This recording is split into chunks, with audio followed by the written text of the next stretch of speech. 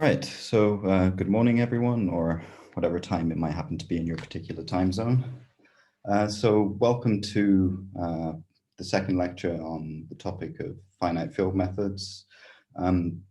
Today we're going to be talking about how to apply them to scattering amplitudes, and in particular, by the end, we will be applying them to Ansätze pieces, at least, of an amplitude. So I think I'd just like to start off and ask if there are any leftover questions from yesterday, anything that's crystallized overnight. We can take a few seconds to deal with this before we move on.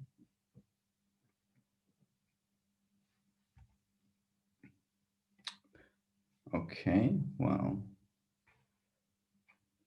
okay. In which case, I will assume that everything yesterday was wonderfully clear. And we can begin. So our aim today is essentially to try and think about how we can analyze a scattering amplitude numerically. So what exactly does this mean? Well, we're going to think about having the following kind of workflow, where we have access to numerical kinematics, so Momenta, Spinors, this sort of thing, but really as vectors of numbers, lists of numbers, right? And these things are going to live in the finite field. And then we're going to have an evaluation of some function, which is a function of these kinematics. So we're going to be thinking tree-level amplitudes, coefficients, and we're really going to be trying to ask how we can learn something about these functions by evaluating them on some given phase space points. And so this immediately brings us to two important topics. The first is, how are we going to construct these kinematics? How do we find finite field valued phase space points? As we will see, this will lead us along a path of momentum twistors, spinor helicity, and momenta. So we won't go too deep into these topics. I'm told that most of you have seen a number of these things before.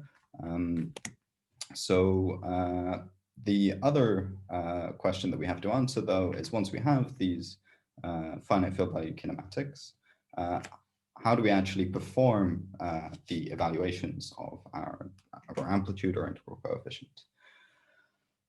Which algorithms fit well into the context of scattering finite fields and scattering amplitudes? So in practice, today, what I'm going to talk about is off-shell recursion and numerical unitarity. Okay, so let's begin, and we're going to talk about constructing numerical kinematics. So as was asked at the end of, as was pointed out at the end of yesterday's lecture, this is a non-trivial problem in principle because we have some equations to solve. And these are multivariate equations, and it's not obvious before you start how you might do that in a finite field.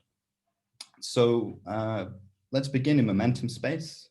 Now we know that in momentum space we can specify the kinematics of some scattering process via a list of n momenta, and the complication that we face is that we can't fill the components of these momentum with arbitrary numbers. Okay, in order for them to be to represent a physical scattering configuration, then we have to have momentum conservation, and we also have to be sure that we have on-shellness, okay, such that each of these momenta square to the associated mass squared.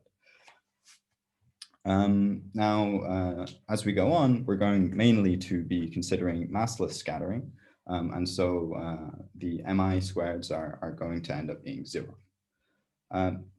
So one thing that we should make a little bit clear, because this equation here is a little bit implicit, is exactly what the scalar product that we're using is. So when I take my momentum and I square it, I'm really invoking this scalar product in terms of the metric. And we're going to be using the mostly minus convention. And the reason why this is important to spend even a few seconds mentioning is that this choice of convention naturally introduces a whole bunch of i's square root of -1 into our formulae. And so it's not immediately obvious how we're going to, it's not immediately obvious how we're going to deal with them, but this is exactly why we discussed this yesterday. So I'll try and point out the places where these factors of I turn up. Okay, so we're going to begin with, in order to try and find these momentum configurations, by going through spinors. So we're going to be, we're thinking about four-dimensional massless scattering. And so it's well known that we can solve this with the introduction of spinor helicity variables. So we can swap essentially our perspective, and instead of thinking about the components of the momenta, we can swap to these associated angle and square bracket spinors. Now, in order to do this in practice, we have to introduce a 4-vector of these Pauli matrices. So this is just a vector where the first component is a 2x2 identity matrix, and we also have the 3 Pauli matrices sitting after it. And one technical point when we're thinking about implementing this in Mathematica is that Mathematica has actually done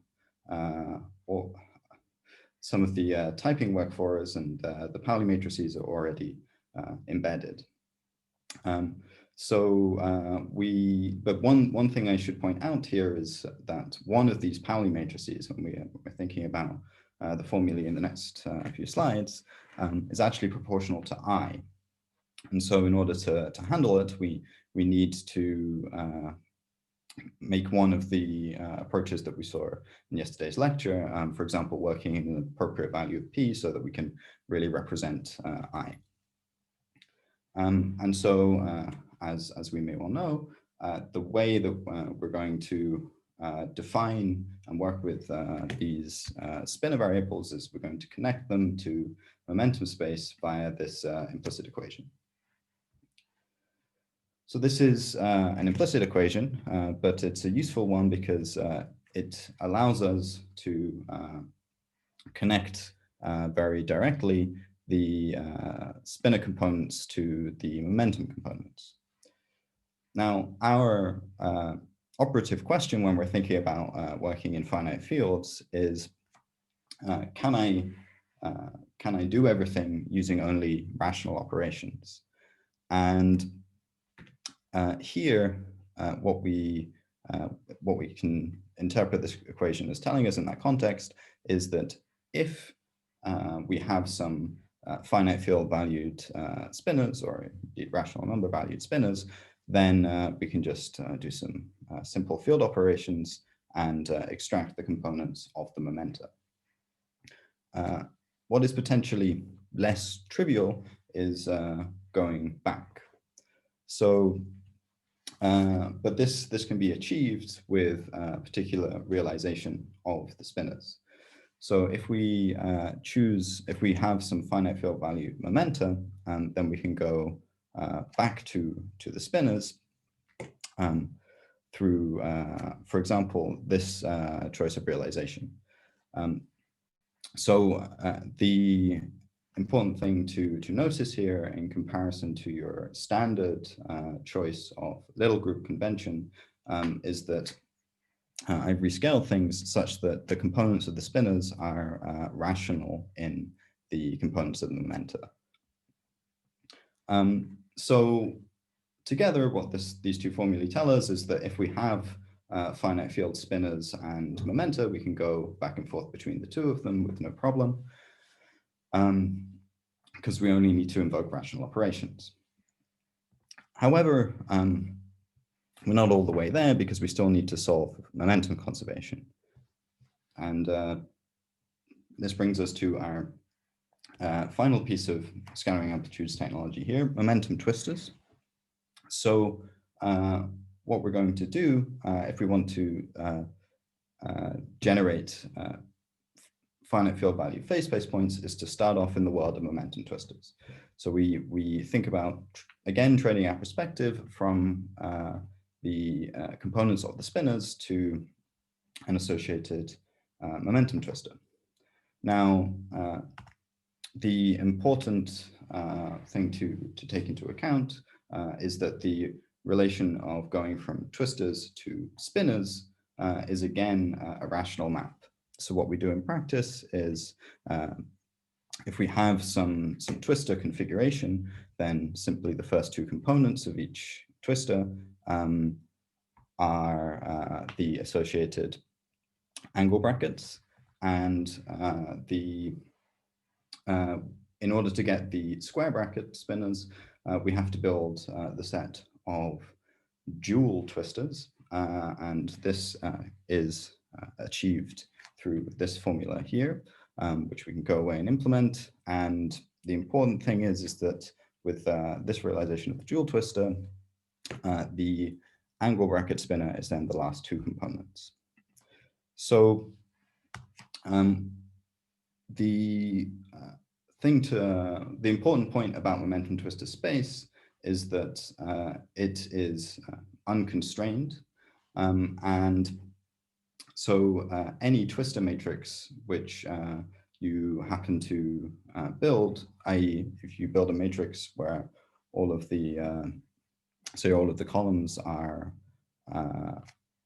momentum twistors, then any such matrix is a good phase space point. So we can just pick them arbitrarily in the finite field. There are no constraints. And so you can think about doing this with in Mathematica, the random integer command, where we just build say a 4×n matrix where all of the components live in the range 0 to p-1.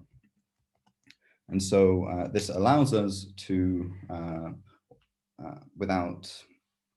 in a very automated fashion, to construct numerical kinematics in a number of parameterizations.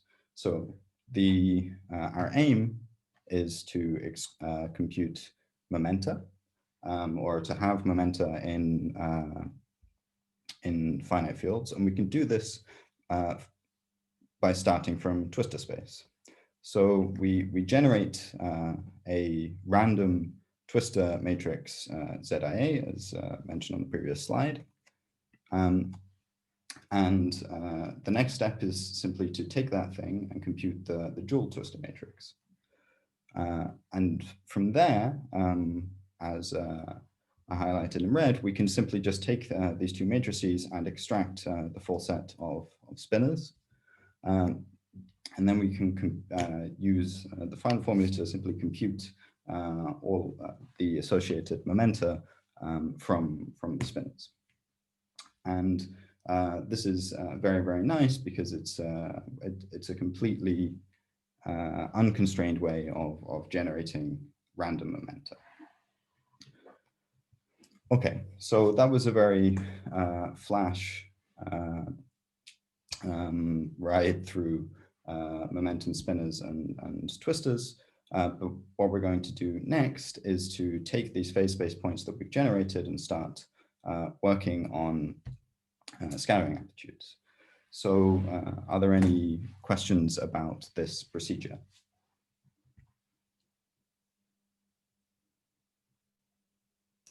There are no questions in the chat so far. Okay, well, please stop me if you have any points of confusion. So what we've done through this procedure is to construct some finite field valued phase space point. Okay, so now we have some phase space point. We've essentially solved a bunch of equations. And to do this, what we would like to do is to consider how to, we would like to use it to build, to compute a scattering amplitude. So we're going to start off with tree level amplitudes. And specifically, we're going to be working with helicity amplitudes. And even more specifically, in order to keep this simple, we're going to be thinking about color-ordered tree-level amplitudes with just tree-level helicity amplitudes with just gluons, okay? And we're going to be focusing, sorry, we're going, in the next couple of slides, you're going to see a number of diagrams, Feynman diagrams, essentially. And every time that you see a propagator, you should be thinking, oh, that's a gluon, okay? But I'm going to be drawing these things as straight lines for the duration of the talk. The perspective that we want to take, though, is that our tree-level amplitude is some function, some strict function of the momenta. So we have a scattering configuration in terms of momenta, and we plug it into the tree-level amplitude, and we get out a value. Why would we want to do this? Well, a first application is simply to the computation of loop amplitudes. So we know that tree amplitudes are important because we can use them to constrain loop amplitudes through generalized unitarity. And as we will see in some number of slides' time, we can also think about doing this numerically. The other application, which I think is important, is that if we have some numerical algorithm for the computation of a tree-level amplitude, we can use this to cross-check your new and interesting formula that you've just derived for a tree-level amplitude. So as this is a finite field and not floating point, if you go away and you take your numerical algorithm and evaluate it on a phase space point, and you take your new fancy expression and evaluate it on a phase space point, the two things have to agree, and they have to agree exactly. We have no concept of precision, so there's no these two numbers are the same up to 10 to the minus 14. They will always, if they are the same, then they must well be evaluating to the same number. Okay, so in order to discuss tree-level amplitudes, we're going to focus on the method of off-shell recursion. So I would not immediately expect you to be familiar with this.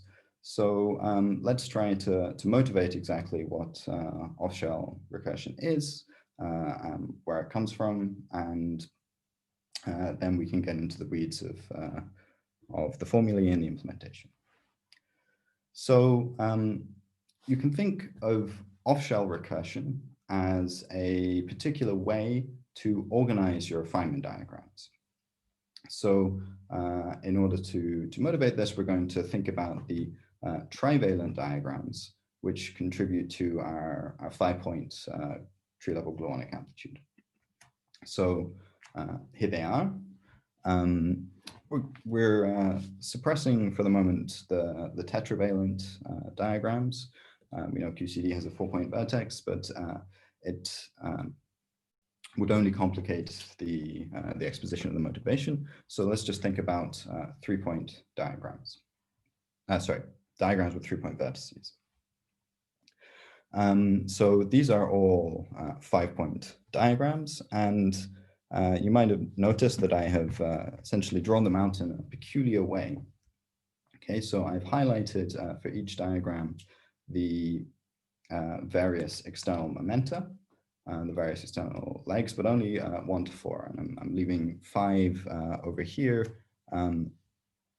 implicit. And but I've stretched them out in a particular way, right? And the reason for this is the following. If I stare very hard at this set of diagrams, I might notice that I have substructures that are at least graphically common, right? So there's a number of places in here where I can see 2 external legs connecting to a 3-point vertex. Possibly less obvious is that there are a number of 4-point subdiagrams in here that are structurally common. Okay, so if I look at this green subdiagram and this green one down here, the external legs are labeled differently, but it's really the same subdiagram. If I look at this blue one, these 2 blue diagrams, again, structurally, they are the same object, just evaluated on different configurations. Possibly more intriguing is that these, if I take the green and the blue at the top, then I have the trivalent diagrams for a 4-point amplitude, and similarly for the green and blue at the bottom. So this observation motivates me to wrap these particular objects here up into some new objects. Okay, so whilst we have an equality here, also each line is equal to each other. So I can take this top 2 diagrams, and I can essentially define this 4-point blob up here to be the sum of these 2 guys. And I can do the same down here with these 2 diagrams. And the important point essentially is that structurally these 2 blobs are really the same. And beyond this, we can make another observation, which is that if I look at my two blobs here, my 4-point blobs, then these can also seem to share a similar kind of structure. So I noticed that here with my 3 terms, what's really going on is that I'm somehow partitioning the external legs into different groups. And then when I look at the 4-point blob, then I see that as well, I'm getting some partitioning going on. And indeed, these substructures are things that occur for, this will always happen if you go to higher and higher multiplicity. And so the observation that we can make is that the diagram sum can be recursively organized into things that we're going to call currents, these blobs. So this is the genesis of off-shell recursion. Let's now try and see if we can formulate this a little bit more rigorously. So in order, what we're going to do is to introduce this off-shell current curly J mu. And again, we're just going to be considering gluons, and we're going to relate our endpoint amplitude to an endpoint curly J. So we're only highlighting essentially the momenta that were on the right-hand side here. So we're only highlighting the n-1 momentum in which it depends. So what is this? What is this formula? What is this J mu?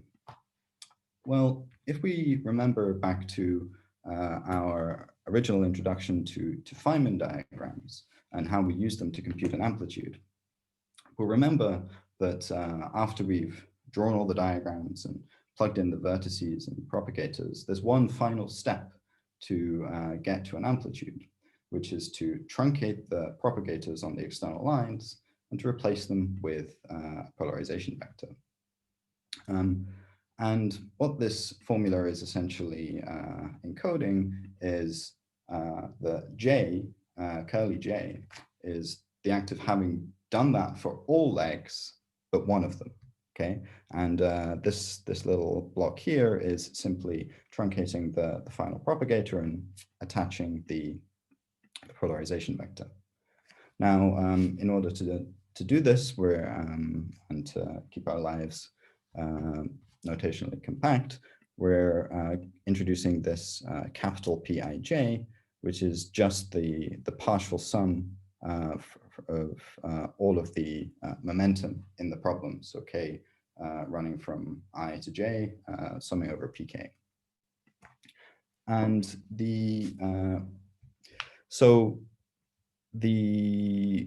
this object J mu, the reason why it's interesting is that it satisfies a recursion relation. It's an off-shell object, and you can go away and you can prove that it satisfies this somewhat index-heavy formula. So let's try and summarize some of the details in here. The key points that you should focus on is that what we have is some sum over our endpoint current has got two terms, each of which we have a single sum and a double sum. And in the single sum, we are essentially, we take two sub currents, okay, so some curly J's which depend on fewer momenta. We sew them together with this V, and this V is just the 3-point Feynman rule. If we then, in the double sum, we just then have, we take three subcurrents and we sew them together with the 4-point Feynman rule. Now, this formula is a little bit index heavy, and so I think it's useful to try and write this thing out graphically. Christoph, go ahead. Yes, sorry. My question is on the previous slide. Could you motivate more the limes in the first line? This on-shell limit. Or generally the whole part before the current plus the limes? I'm not sure which bit you're referring to, sorry. Sorry, so the whole part before We're thinking on this first line here, sorry? Yeah, exactly, this here. Where does this here come from? So the bit that I've just highlighted? Yes. Okay, so this was what I was trying to say about essentially applying LSZ to your off-shell set of diagrams, right? So LSZ is that we truncate a propagator, and because we're tree level, we can just multiply by the thing, and then that we attach a polarization vector. In order for that propagator itself to, that truncation operation to, for us to state it in some way that kind of makes sense, we cannot yet be on shell with that final propagator. So this is why this limit is here. So this is actually when you come to implementing this, this is a place where you have to be a little bit careful, because when you implement the full recursion, the current itself, most of the, in most situations, apart from the final step, in some sense, the momentum flowing into the current do not sum to something that's on shell. And so you can just kind of happily leave this 1 over P squared, 1 over capital P squared term there. But then when you make the implementation for the final step, you have to remove this P squared here, essentially is doing the job of removing this one, which would essentially be 1 over the momentum squared of a non-shell momenta, which is gonna cause problems. Okay. Does that answer your question? Yes, totally. Thanks. Okay, so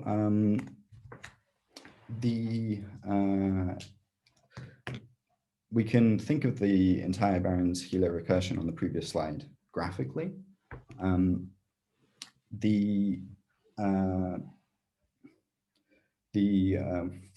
as we saw from the motivation, we can sort of think about this n+1 point blob. So here with these little dots, I'm just saying that there's some momentum index between 1 and n, so this is our J mu. And graphically, then we can basically say that the n+1 point blob, we can write it as a sum over some. Here we have two blobs, and here which are sewed together by on some 3-point vertex, and the legs which are going into these blobs are just the partitioning of the n legs here into all possible ordered subsets. Okay, and then we have a similar thing over here for our 4-point vertex, where we have to connect things to 3 blobs. And so this summation is really just a way to parameterize the fact that we have to separate things into, and we have to separate our n legs into either 2 or 3 subsets, whilst maintaining the ordering, because we're considering color ordered amplitudes. So we must also be very careful, because there is a 2-point current in this sum, and that is, so we have a recursion, and if we have a recursion, we should be thinking, where do I need to stop? Then there should be some base case, and here our base case is the 2-point current.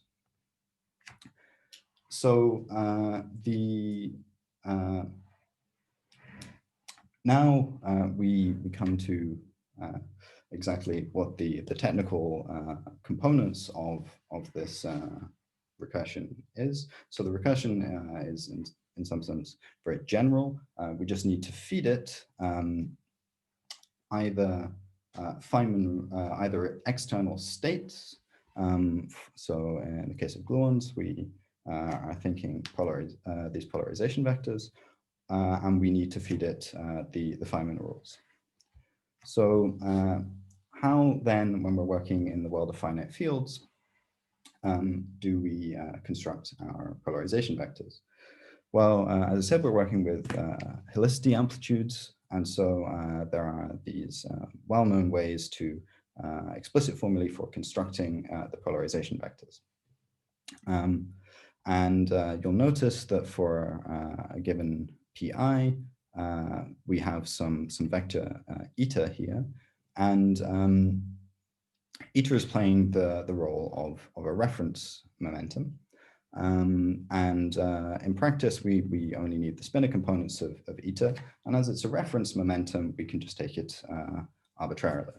Okay, so we can just randomly pick the values of the eta components, and as long as p is large enough, then we are very unlikely to have picked a bad value of eta, such that we end up with some zero polynomial here in the denominator.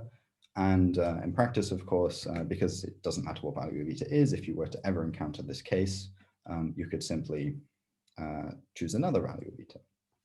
So in this way, we can build the polarization vectors for a given external particle, which is the base case for the recursion.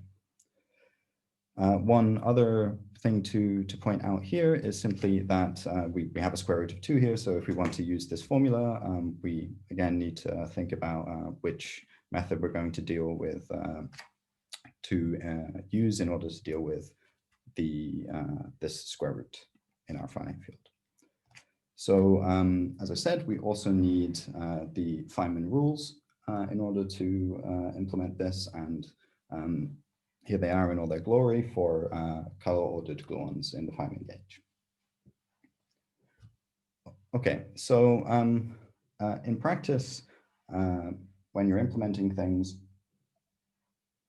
the first time you implement it, you tend to get it wrong. And so it's useful to have some checks.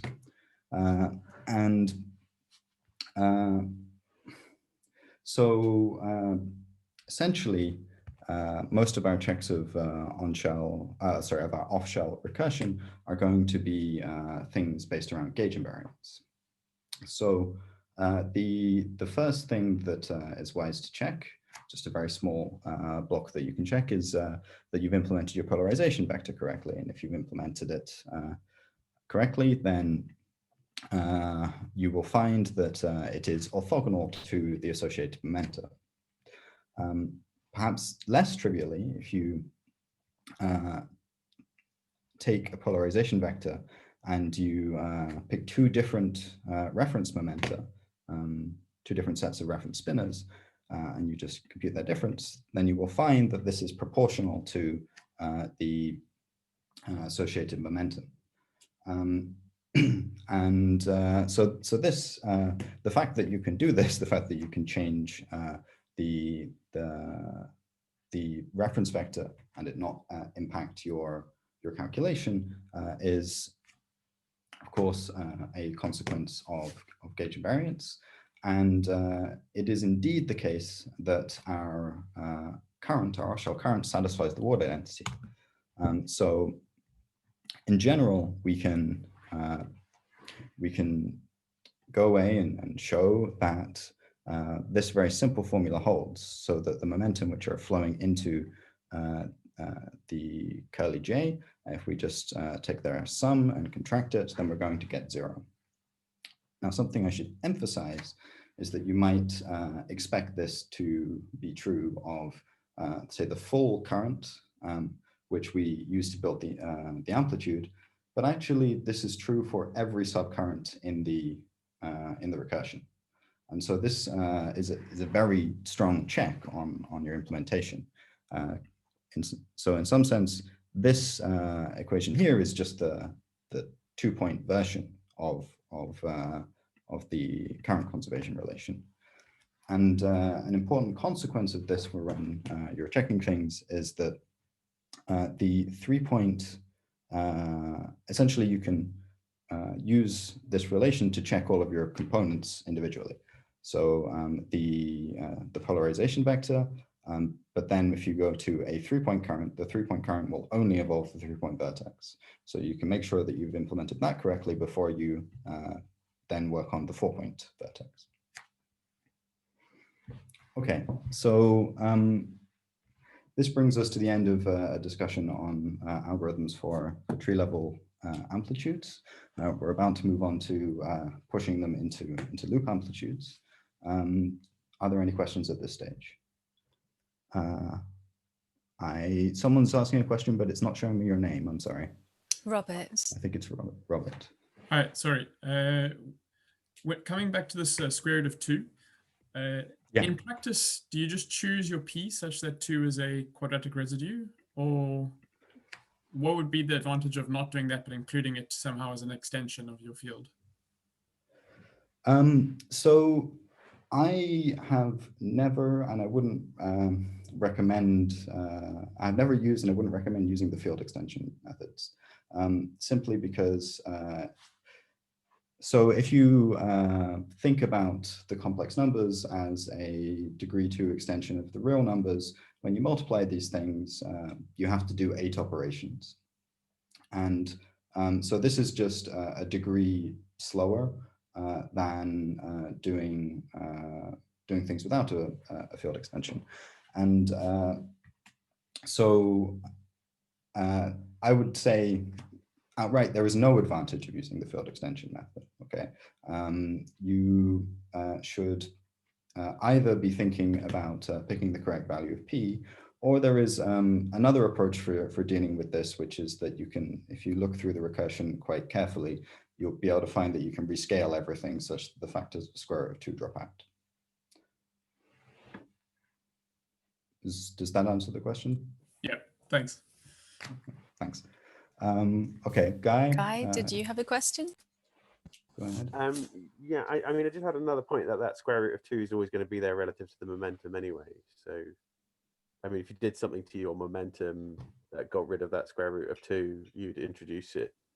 What you might get rid of it in your polarization vectors, but you'd reintroduce it to your momentum definition. Into the momenta themselves,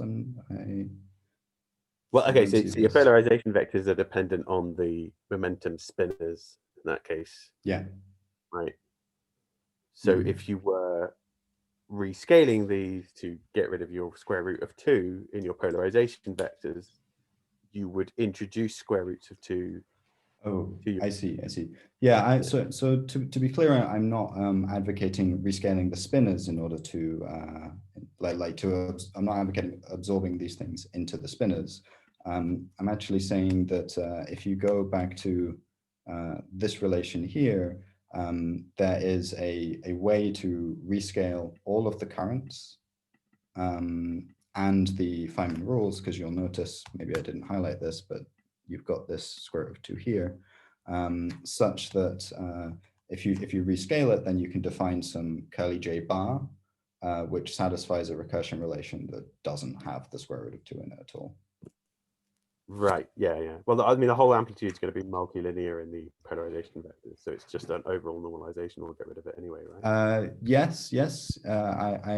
So from that perspective, it's clear, and indeed, you can also say a similar thing about the 3-point vertex. Okay, it's just that the fact that this square root of 2 and this 2 conspire because you have the 3-point and 4-point vertex, and it all works out. It does work out, but I kind of wanted to use these square roots of 2 and i's as an excuse to make people less afraid of solving polynomial equations in finite fields. Oh, right. Yeah. Good. Okay. Thanks. Yeah. Okay. So let's then move on to loop amplitudes.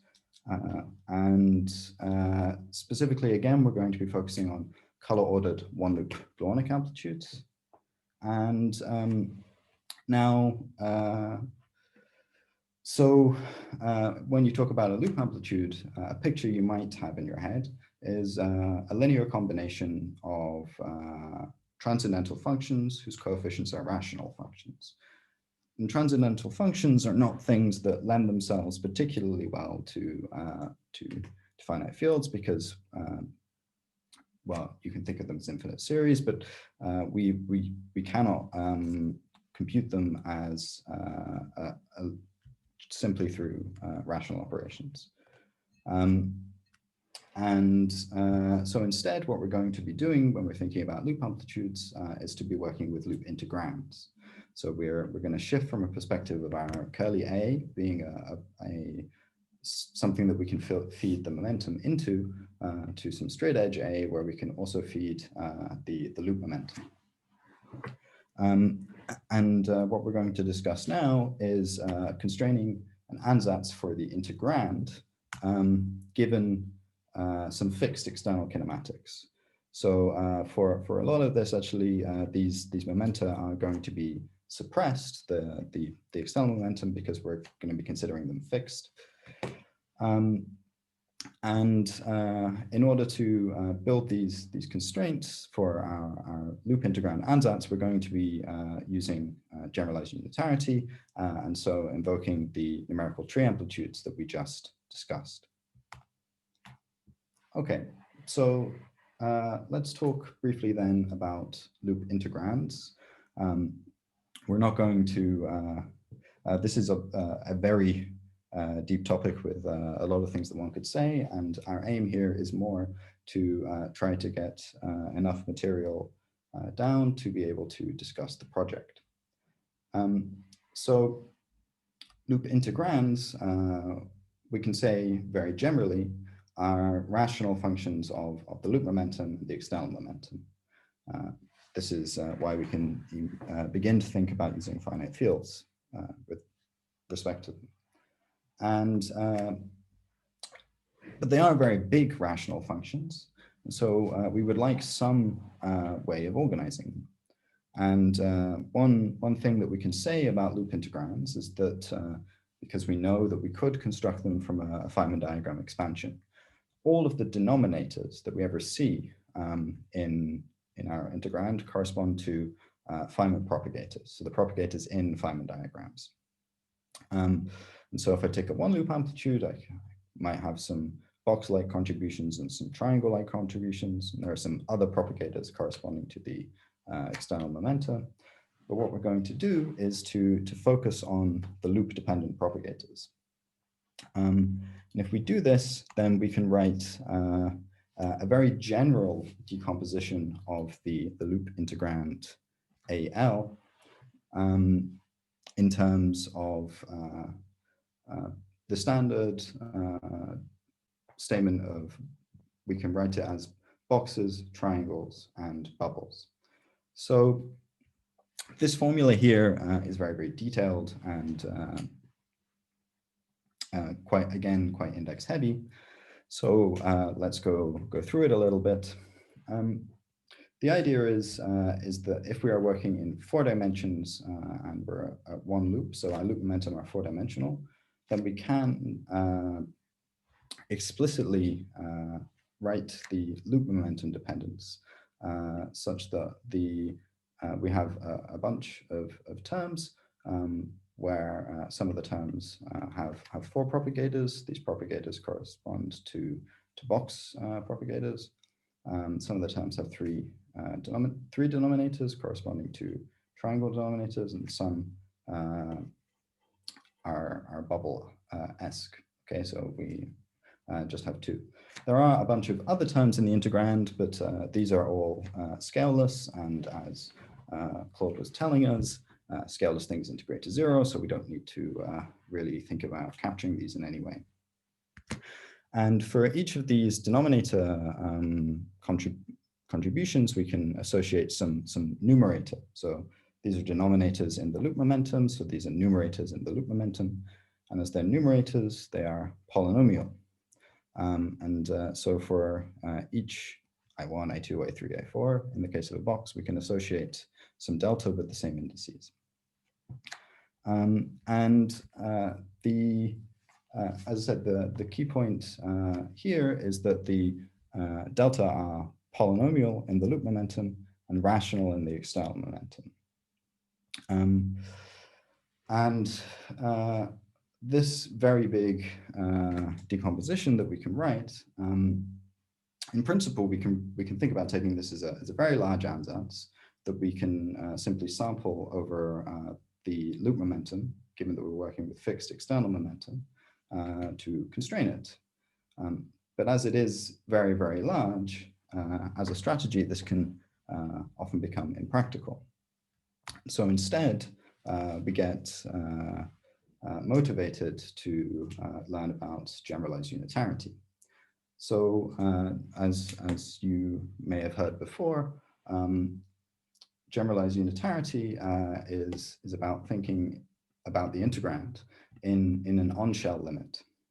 So the motivation is that we have this very big function with all of these complicated indices, and we just like to focus on a bit of it because that's going to make our computation more efficient. So we're going to try and focus on a piece of the integrand. And one way that you could think about doing this is by probing an on-shell limit. So what does that mean?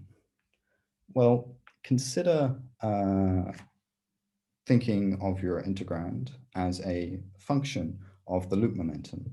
And we're going to drive the loop momentum towards some L1 star, which sets the box propagators on shell. So let's, what does that mean? Well, let's draw a box. Okay, so this is a very general kind of box. A box has 4 associated denominators, and the idea is that we're going to find some L1 star, and then we're going to, which sets all 4 of these denominators to 0, and then we're going to think about moving towards that configuration. Now, the reason why this is a good idea is that as we go to that limit, we essentially have the integrand's going to diverge, but we have a leading pole and a sub-leading pole in this limit. And the leading pole actually corresponds to only a single term in this big decomposition of the integrand that we had before. So if I send my L1 towards L1 star, then what I will find is that I pick up the contribution associated to the box, right? So this L1 star is defined in terms of these propagators. It satisfies these equations. And so we pick up the associated box term in the leading pole. And the numerator now is then given by the numerator from the previous slide, evaluated on the on-shell momentum L1 star. And this, as I say, this is the leading pole, and there are sub-leading poles, so terms which start to behave as 1 over d cubed. Okay, so I've done something here. I've taken my integrand and I've tried to take a limit on it. Why is this a good idea? It's certainly a good idea because I can grab only a small piece, but it's of no use to me if I can't actually compute the left-hand side of this equation. And the physics suddenly starts to creep in here, okay? Because what you can show is that when you go on shell, an integrand factorizes into a product of tree amplitudes. So in this particular limit, what we find is that the integrand actually factorizes into an associated product of trees. So we're sending L1 to L1 star. And in order to simplify things a bit, I've just multiplied up by the associated denominators of this box, and then I don't need this order 1 over d cubed term over here. And on the right-hand side, I get this somewhat remarkable fact, right? That I have here, I'm denoting a product of tree level amplitudes. So in each corner, I find a tree level amplitude with an associated, which is associated to every corner of the box. So I knew which momentum were going into this corner before, and now I'm feeding them into my gluonic tree level amplitude. And similarly around for every other corner. What I have to do is I multiply all of these things together, and however, there is also an internal helicity sum. So the helicities of the external gluons here are obviously given by the amplitude that I'm considering, but I also need to, but I have these unobserved particles in the loop, and so I have to sum over all of the associated helicity states.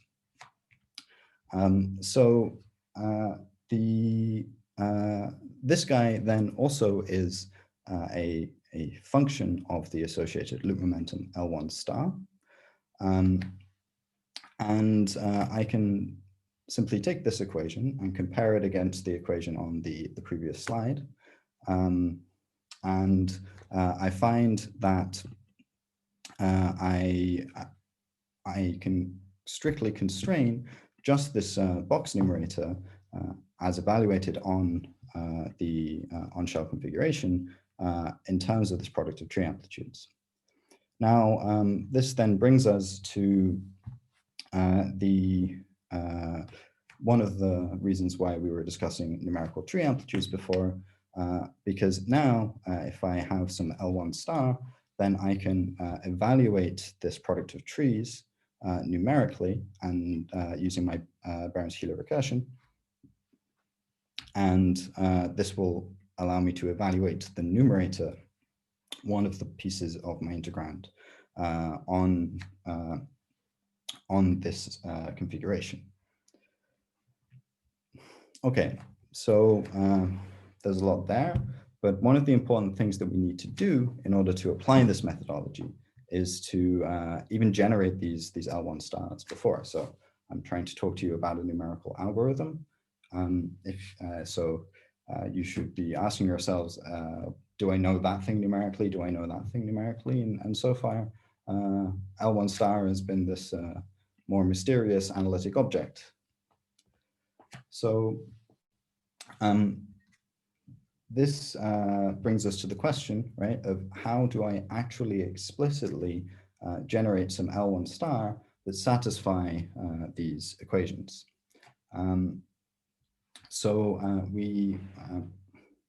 We need to be able to generate the L1 star in this case where we've got a box, so we have 4 denominators, and L1 star needs to set each of them to 0.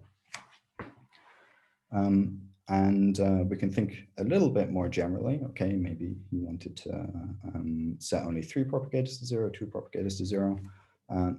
In general, this means that we have to solve numerically this set of equations. Okay, so we're thinking about setting n propagators on shell. So we have n equations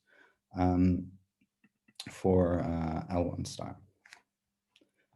Now, let's just get a little bit familiar with these equations.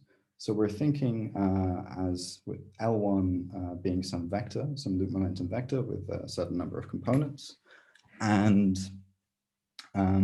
so, for example, we might be thinking 4-dimensionally. If we're thinking d-dimensionally in practice, numerically, this means 5-dimensionally. So of one loop, d is either 4 or 5. And let's, to make that concrete, we'll stick with 4 dimensions, right?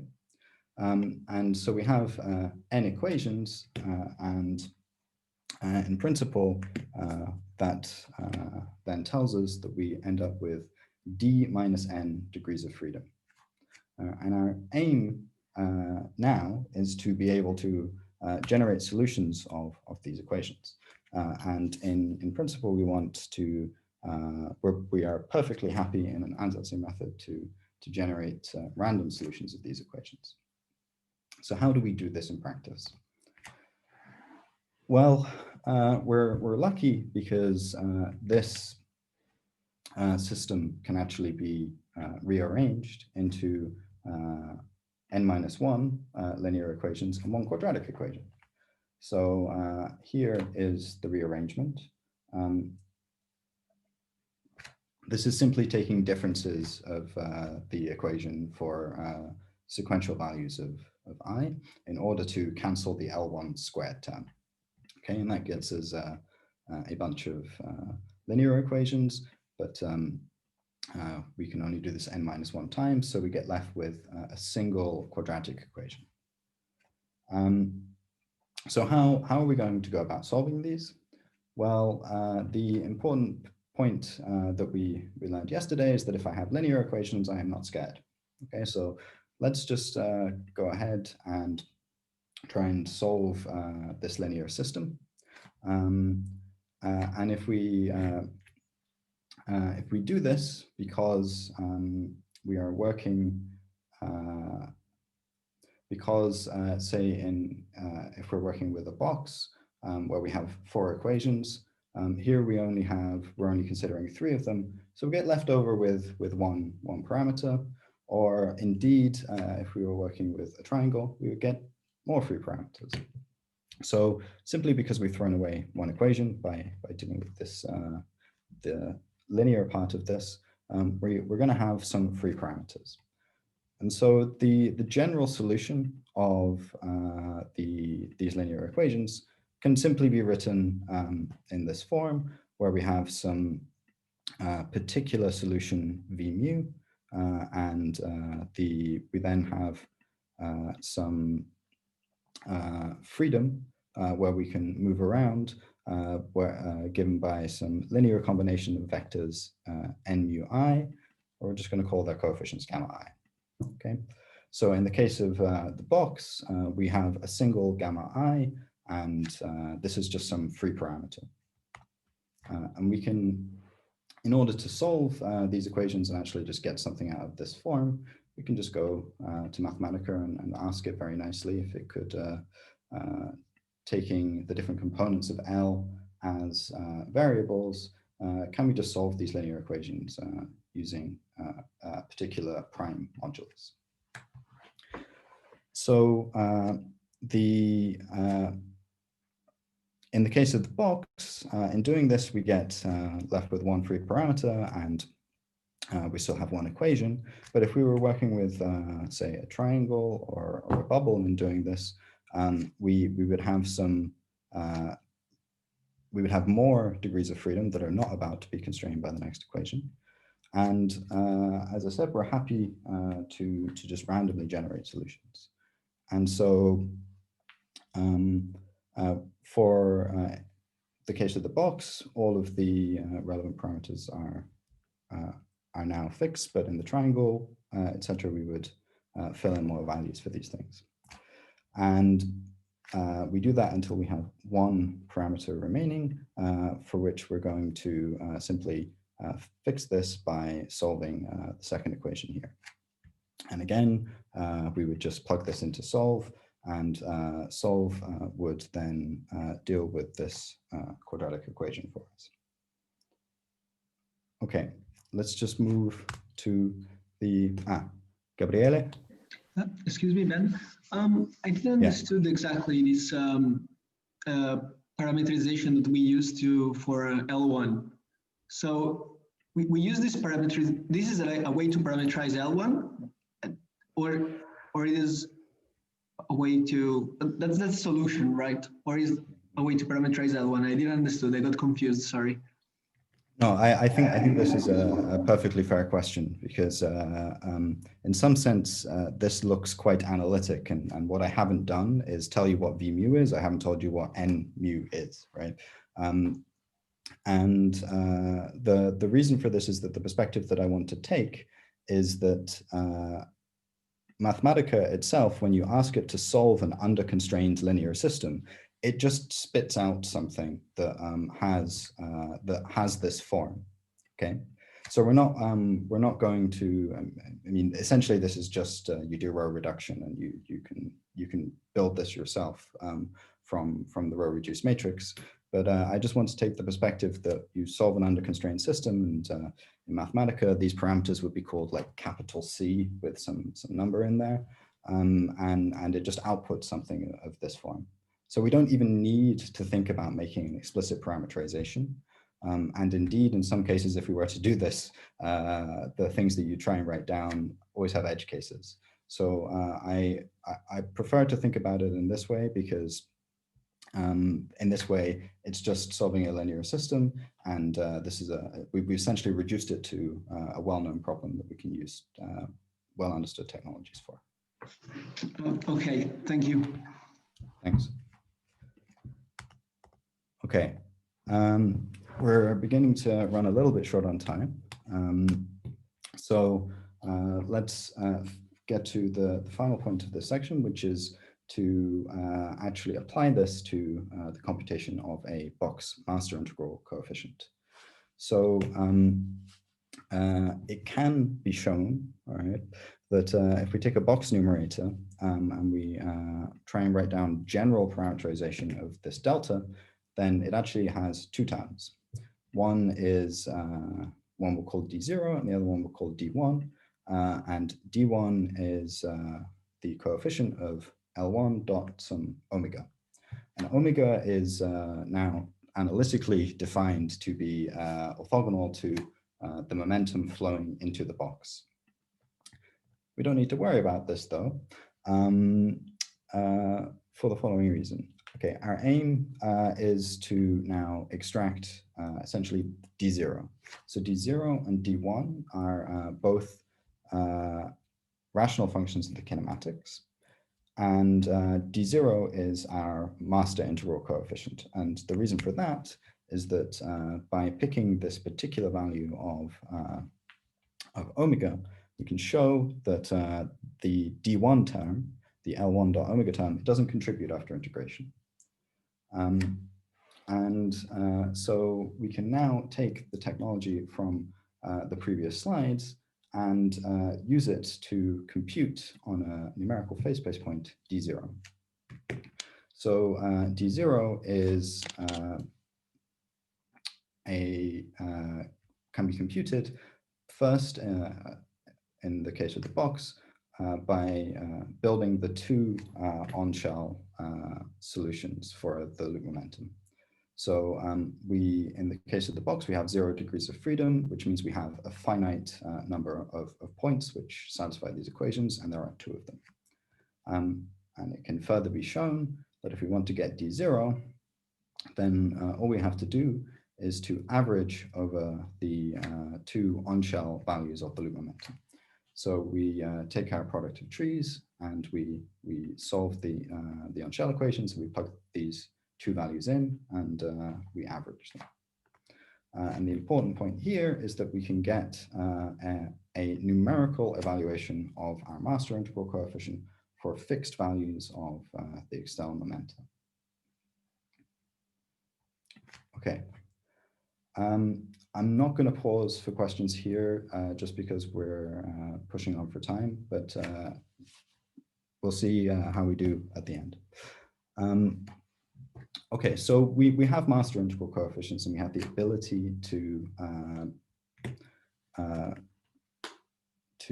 compute them numerically, at least in this particular example. And this example is the one that is relevant for the project. And our aim then, right now, and as a methodology, is to try, now that we have some function that we can numerically sample, to write an ansatz for it, and to solve this ansatz and actually get the analytic form. Now, we're going to be talking about what I will call linear Ansätze.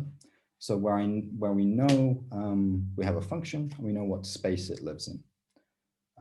So we know that we can try and find some basis of functions for which it is a linear combination. Some examples of this that you might find in the literature. First of all, for n equals 4 superunions, you may well know that integral coefficients live in the space of leading singularities. Another place related to amplitudes and indeed to closed lectures are differential equations.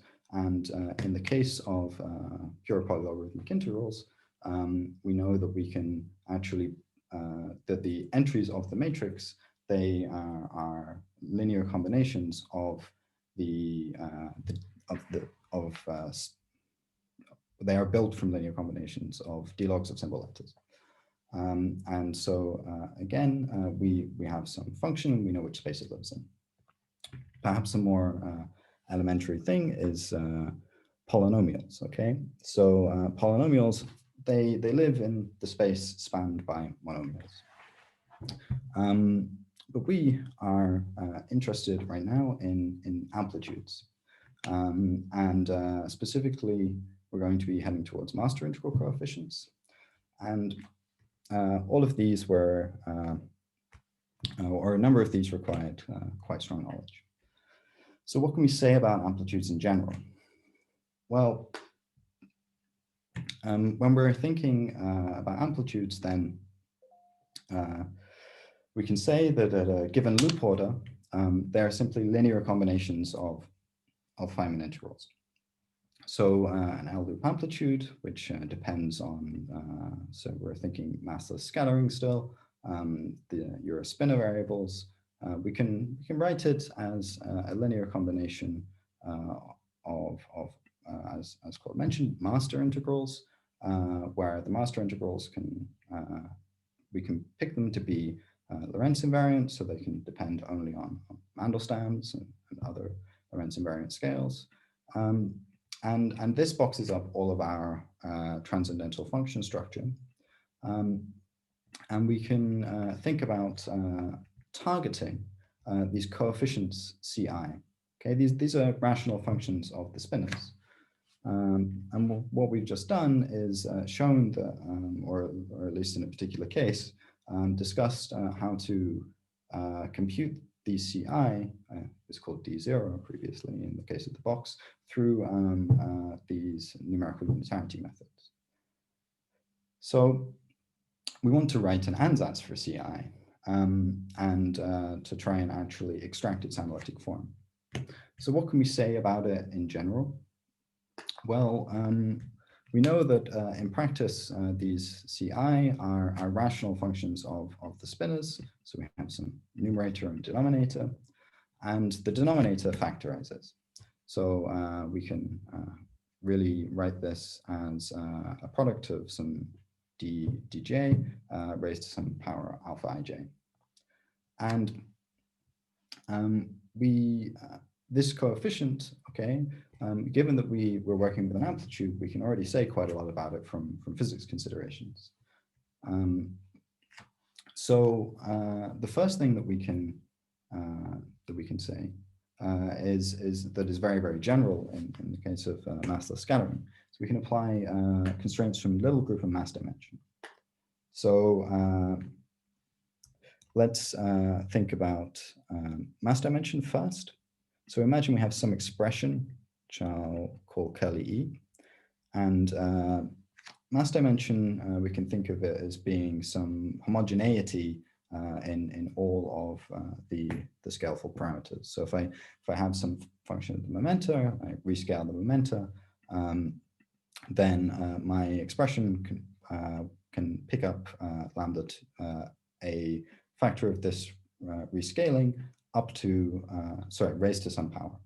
And what we're going to do is say that whenever we want to discuss the mass dimension of expression, we're just going to write that thing in square brackets. Okay, so in this case, because when I rescale the momentum, I get an overall factor of lambda to the d, then my mass dimension is just d. And a general thing we can say about scattering amplitudes in gauge theories is that the mass dimension of an n-point amplitude is 4 minus n. We can also, in our massless scattering, think about little group scaling.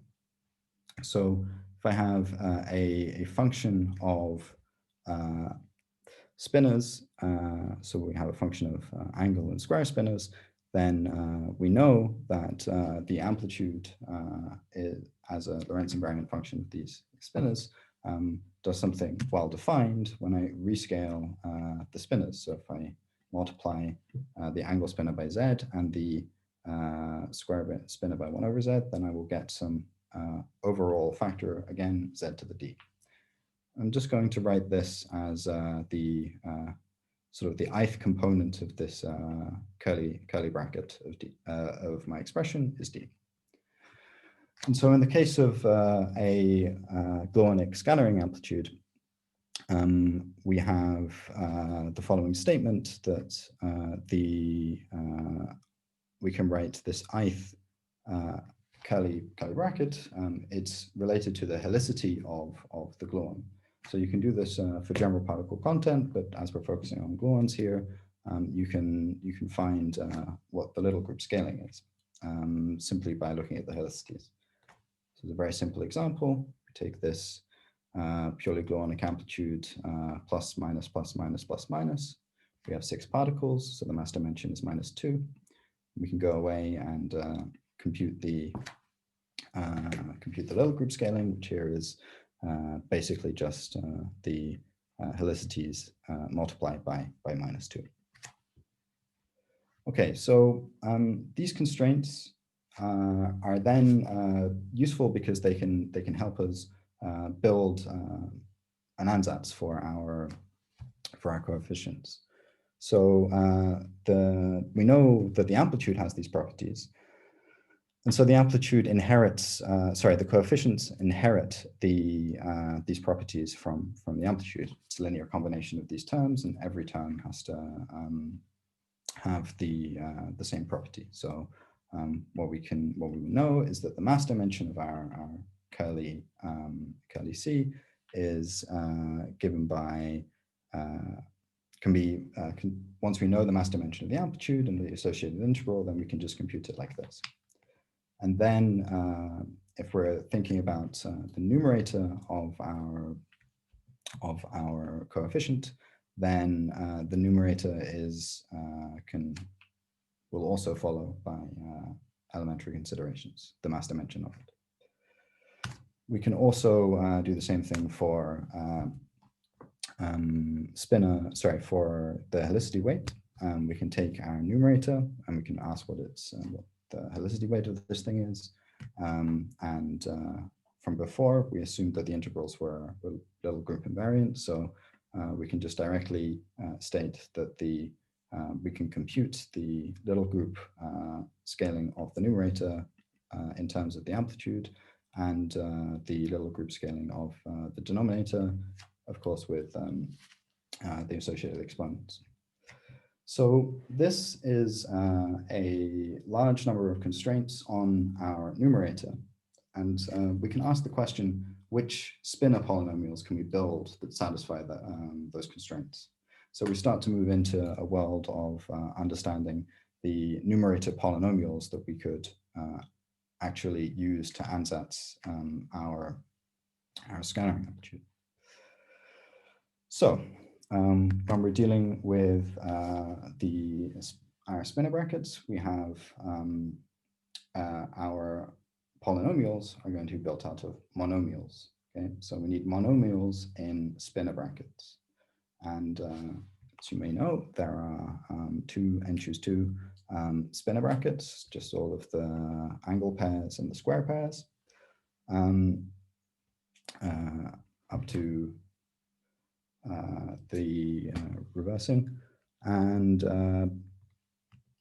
the numerators are just going to be given by linear combinations of monomials built out of these guys. So the idea is that our curly n is just some linear combination Ci, Gi, where the G's are built out of power products of the elements of this vector V.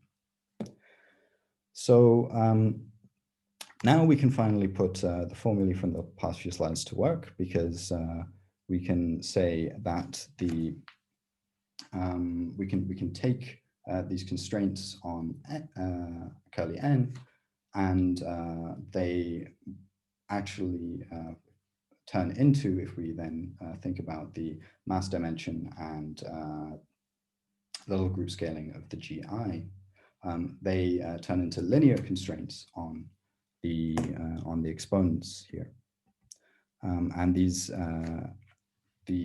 linear constraints on the exponents are then something that we can think about solving.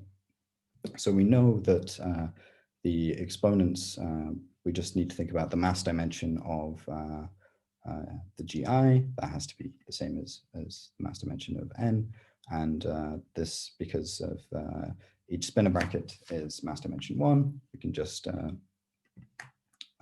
take this formula here.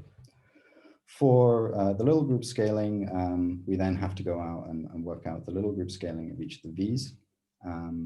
But that again gives us a linear constraint on the beta. And we also finally have the constraint that the betas are non-negative. Okay, we're talking about spinor monomials, so we're only allowing positive powers in their exponent. And the important constraint, which might make this seemingly a non-trivial exercise, is that these exponents have to be integers. Okay, so we can then we might then get a little bit worried about how I'm going to solve a bunch of integer linear equations. Okay, I need to find all of the betas which satisfy this so that I can plug them back into here and build some collection of functions. And well, it turns out that whilst this would in principle require a little bit of thinking, a little bit of implementation, Mathematica has this built in. You can literally just tell it, I've got these linear equations and I need the solutions in the integers. And it will go out and enumerate the solutions for you. So you can plug these equations into solve, ask for integer solutions, and you'll get them out. Okay, so we've now built a large number of spinor monomials, but they're not linearly independent. Why is this? So what do I mean by linearly independent? Okay, as functions, there will exist linear combinations of them which sum to 0. This follows because we have momentum conservation and the Shelton identity, right? So momentum conservation between spinor brackets we can state in this way, and the Shelton identity we can state for the angle and square brackets in this way. And that is a pain, right? We've got a whole set of functions and now they're linearly independent. And if we want an ansatz, we need to find a basis. So and actually removing these identities can be quite complicated to think about how to do it. Instead, we're going to use a much more general argument. Because one that doesn't even involve us needing to actually know what the relations are between the sort of the generating relations between these spinor brackets. We can instead do a very general procedure where we notice that the linear relations between the basis functions are inherited by a matrix of their evaluations. So what does this mean? Well, we're looking for a situation where a sum of these things is equal to 0. So a sum of these spinor monomials is equal to 0. And what we want to do is to somehow understand these Cj, this vector here of which is null, okay, which if I take the associated linear combination, it's null to the functions. And the very powerful thing that we can do is to take this equation and evaluate it over a sufficient set of points. So if we evaluate this equation, then over a bunch of values x, so n different values, then we can build a linear system. Okay, so we have the c's become this vector c here, and the evaluations of the g's become this matrix Gij. So our question about relations between the functions now suddenly becomes a more pedestrian question about vectors C which live in the null space of this matrix G. So we want to be able to compute and organize these relations. And indeed, we will see that you don't even need to do anything very fancy in the end. What we're going to do is simply, once we have this matrix of evaluations, we will be able to read the relations in a structured way from the row-reduced form of G. So let's, you may remember from your linear algebra course that the row-reduced form of G is just, you can, in principle, it is the left multiplication of some invertible matrix S on G. And in general, it has a form that looks a little bit like this. So here we've taken some 5 by 5 matrix, And we can very, very easily from the row reduced form extract a basis by understanding the linear relations. So because it's we have left multiplied by some invertible matrix, anything that is in the kernel of G is in the kernel of this guy.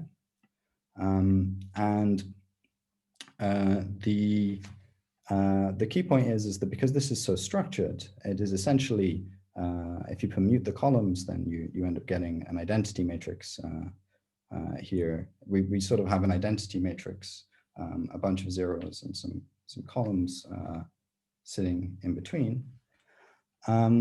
And the key point here is that if we look at this matrix, we can tell that the third column can be written as a linear combination of the first two in a very easy way, simply because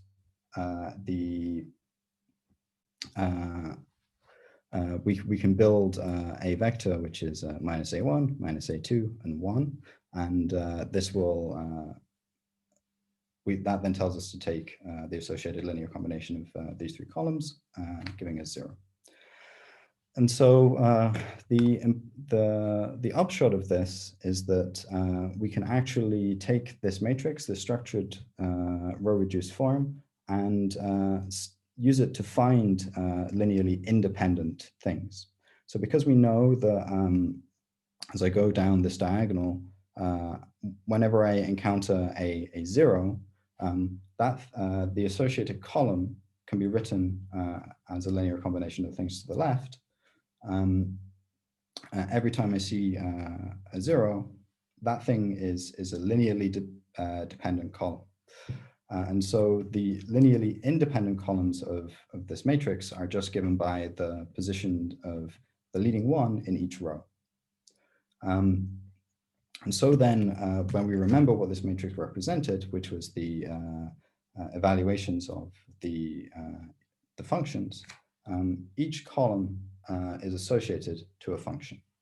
And so the positions of the leading ones are then the positions of so the column index of each leading one is the position of a linearly independent function in our original set. So from the matrix of evaluations, we can build some independent spinor monomials. Okay. So we come to the final topic, which is Ansätzen, which we can actually see as a version of this relation problem that we just discussed. So the idea is that we're looking for some function, which there needs to be a vector sign there, is a linear combination of our basis functions g, and we want to get out these a's. So the way that we're going to do this is just to rearrange this equation a little bit and notice that if I just introduce some a0, then I've really got a special case of looking for relations between functions. So we can just follow the same logic as we had before by if we numerically can sample all of these functions, then again we can build a matrix of evaluations. So the first column here corresponding to a0 is just f, and the rest of the columns corresponding to the basis functions. And so what we have then done, if we evaluate this over n+1 points, is to build some evaluation matrix M such that the solution to our Ansatz problem lives in its kernel. Or more accurately, in principle, if there is a solution to the Ansatz problem, then there will exist a vector A that lives in its kernel such that a0 is -1. So this then brings us to our final point, which is that once we have this evaluation matrix M, all we have to do is look into its kernel. And Mathematica, as usual, has the linear algebra implemented over a finite field, so we can just look for its null space. And as I said before, any solution to the Ansatz problem is an element of this null space, which is of this form, -1 followed by all of the A's. So the key thing that I want to emphasize here is that with this formulation of ansatzing, it allows you to do a little bit of debugging as you go along. So if the ansatz is incorrect, then this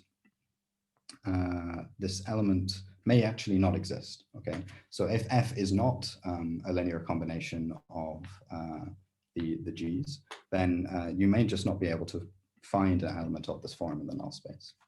And if the ansatz is redundant, i.e. when we were discussing finding a basis before, if your set of functions G are not actually a basis, then you will find some null, some element of the null space where the first element is 0. Okay, so that pretty much brings us to the end. I'd just like to point to a couple of places in the literature if you want further reading. The first is Tiziano Peraudo's paper from 2016 on scattering amplitudes over finite fields and multivariate functional reconstruction, where you will find details on the original introduction of generalized unitarity in over a finite field, and also this paper of De Laurentiis and Maître, where you will find discussion of the Spinor helicity ansatz methodology. Okay, so that finally brings me to the end. I apologize for running a few minutes over time. If there are any questions, now would be the time to ask them. But I understand that we are starting to get a little bit hungry. Hi, Manuel. Thanks for staying with me. Hi, Ben. Thanks for a nice lecture. I just think I got a little bit lost on the ansatz thing at some point. Could you go back to slide 22, please? Okay, yeah, sure. Yeah, Is this the one you want? Yeah. Mm-hmm. So I'm up to now, you were building the numerical part. So saying we can evaluate everything numerically, and now we want actually to get back to the analytics of this. So my question, oh, sorry, I'll also switch on the video so you can see me. Maybe my bandwidth allows it. So my question is now the CIs. So your answer is you have numerators and you have this denominators. So first question is you have alpha ij. I would have taken instead just powers 1 because you just want physical poles in your amplitude, right? Or are you making some more general ansatz? Right. I mean, so that is a good question. One thing that I'll say is that we'll hopefully come back to the determination of the alphas in the next lecture, but here I just wanted to focus on the numerators. But the physical reason why you might think you would have higher degrees is that the alphas themselves. So some of these denominator factors may not correspond to physical poles. Some of them may correspond to spurious poles once you head into the world of loop amplitudes. And roughly speaking, what happens with some of these spurious poles is that even though the amplitude itself doesn't have a pole there, the expression might look like it. But the integrals conspire with the coefficients to cancel any of these spurious poles.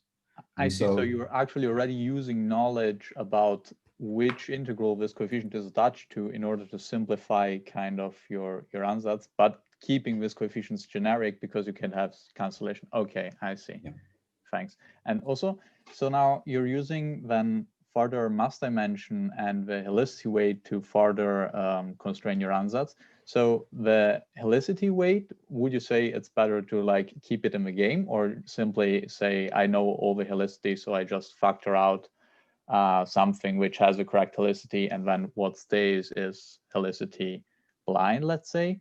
And also the mass dimension, how do you effectively use it? Because kind of since you have the mass dimension tells you the ratio between the mass dimension of numerator and denominator, but you have to kind of fix a priori the denominators in order to fix the numerators, right? So you are already fixing the denominator structure when you make this this answers for the numerators. Okay, very good. So you might have to, I might forget the first question by the time I've answered the second. So the denominators right now, I'm just wanting to say that we assume that they are known. I probably should have emphasized this a little bit more. So in the project, these things are given to you. And it is an interesting question as to how you actually find these things. So once they're known somehow, then you can extract the mass dimension well by inspection, and this leads to the mass dimension of the numerator. Mm-hmm. As to how useful it is, well, I'll say that I mean that it really depends on the particular method that you're using to do your ansatz. If you want to think a little bit more widely, in what I've just been discussing, having both the little group and the mass dimension constraints. Can be very, very constraining. So you can, if you ignore this information, you can have an ansatz with 1,000 terms and suddenly find that there's just actually none, right? Like, there's just no term which happens to satisfy the constraint. I mean, on a case-by-case basis, this depends. But perhaps you're intimating there are other methods which are the functional reconstruction methods that will be discussed. That was the next question.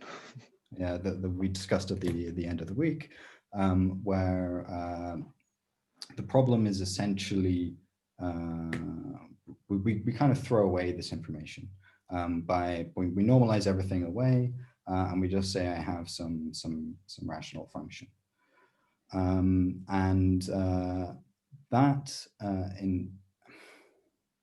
it's a different framework. So if you're working in that framework, then this information kind of gets in your way, because the algorithms for functional reconstruction, the principal point is that you're not allowed to apply them when your input parameters are satisfy relations. So here, if we think of ourselves as having a function of spinor components, we know that our spinor components actually satisfy momentum conservation, so they're not independent. So in order to apply the functional reconstruction algorithms, they have a lot of prerequisites that you might need to fulfill that require you squashing your amplitude a little bit before it actually does fulfill these constraints. And so here I wanted to focus on the kind of thing that maybe hopefully we can get done in a couple of days' effort, where we're just doing a linear ansatz. Okay, I see. Thank you very much. Thanks. Is there anybody else? And probably maybe I should ask directly, are there any questions about the project itself? Have you guys looked at this yet? I don't know if I should take the silence as a yes or a no, but I have not looked at the project yet, but I had another question on the slide. I got a bit lost on how we derive the relation between the brackets. So if you could go back to the first slide when we were You mean here? No. Which?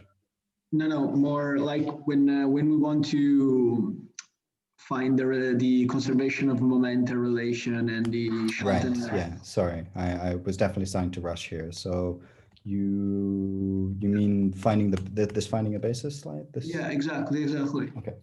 Yeah. So I understand that the C are like all the possible monomials, all the possible brackets. Okay, so the G's are the functions. I think this is already probably. Okay. Okay. So the G's are all possible brackets. It's a vector. So no. Okay. So the right. So the G's here are the V's are just all possible brackets. Okay. And the G's are monomials in them. All so you might have angle 1, 2 times angle 2, 3 squared is a monomial in the bracket, right? Okay. And we're just saying that for some rather general statement that the numerator is a polynomial in these things, right? Okay. The Berends invariants. Okay. Yeah. Already there, I forgot about that and I got confused. Okay. So okay. That sum is the numerator. And going back now to check, going forward to the next slide. Okay. So now we want to see when this, why we want to look at for when this is 0, the numerator. Okay, maybe that, right. No, okay. So these C's are not the same C's. Okay. So so linear relation between the monomials. Okay. And the C are arbitrary coefficient, right?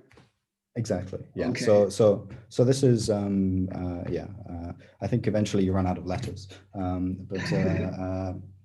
So we're just looking for a linear combination of these monomials, which is equal to 0. And to give it some name, it's just C, but it's definitely not the same one as before.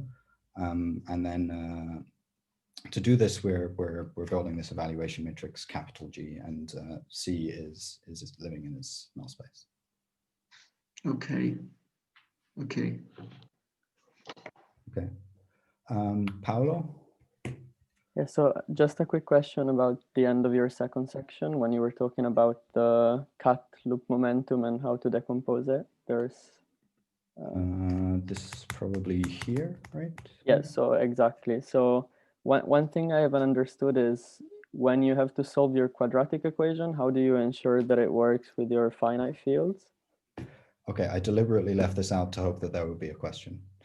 No, I'm joking. Wait, sorry. So it's a good question.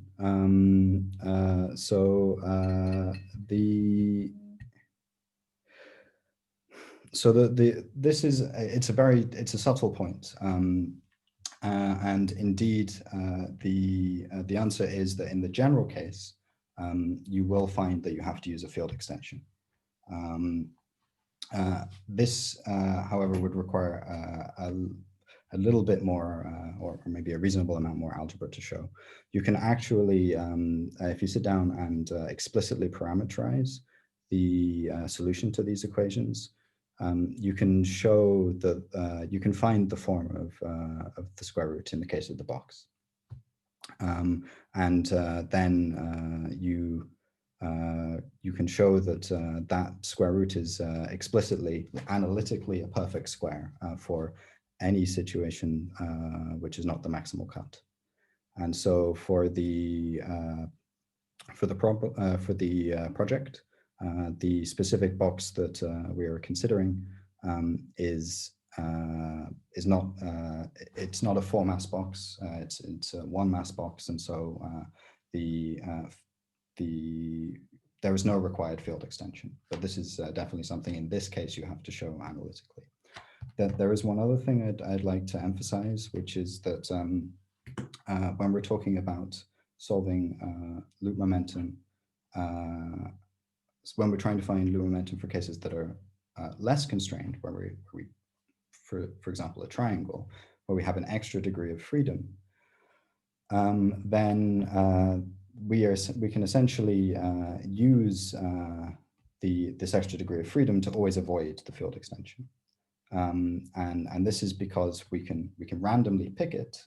And as we discussed yesterday, roughly speaking, approximately 50% of the elements of the field are quadratic residues. So if you pick something and you try to solve it, and you have a degree of freedom, and if you pick the degree of freedom and you try to solve this last quadratic equation, and you find that you don't have a quadratic residue, then you can just keep choosing these degrees of freedom, this degree of freedom, until you find one, because you know that you've got a large number of them in the field. Right, yeah, that makes sense. Thanks. Thanks. Piotr? Yes, thank you. So I wanted to ask you if you can actually, for example, find the coefficients of some higher order of integrals also. So in some more complicated amplitudes, can you also fix with this method coefficient of like triple boxed or some random integral? Right. So let's emphasize that the discussion that I've made here has been very specific. So I've tried to orientate this in such a way that you have enough material to do the project. However, a number of the pieces here generalize. Okay, so if you're in a massless scattering situation, then if we talk about say the idea of, so the idea of the loop integrand generalizes. The idea of integrands in on-shell limits and being able to take it apart essentially in this way, focusing on small pieces, this generalizes and is arguably well understood. The actually finding momentum which satisfy these conditions generalizes.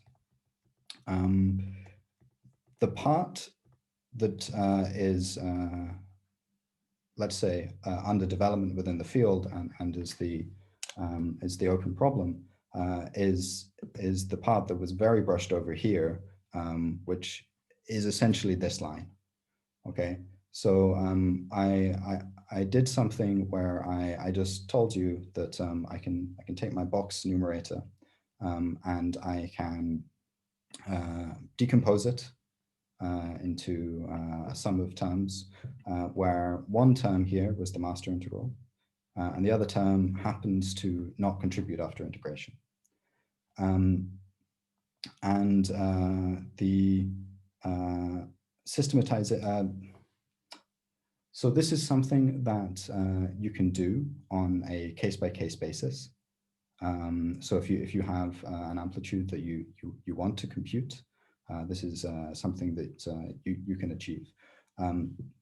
But at one loop, this is actually something that has been completely systematized, and the general solution for all kinematics, I would say, is known. But once you try to move beyond one loop, then this is really your conceptual sticking point about how to do this well and in a closed form, so to speak. Okay, thank you. Okay.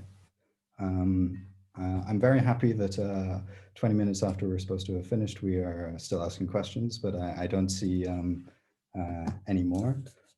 So in this case, I'd like to thank you all for your enthusiasm. And I guess we're at a stage of closing the session.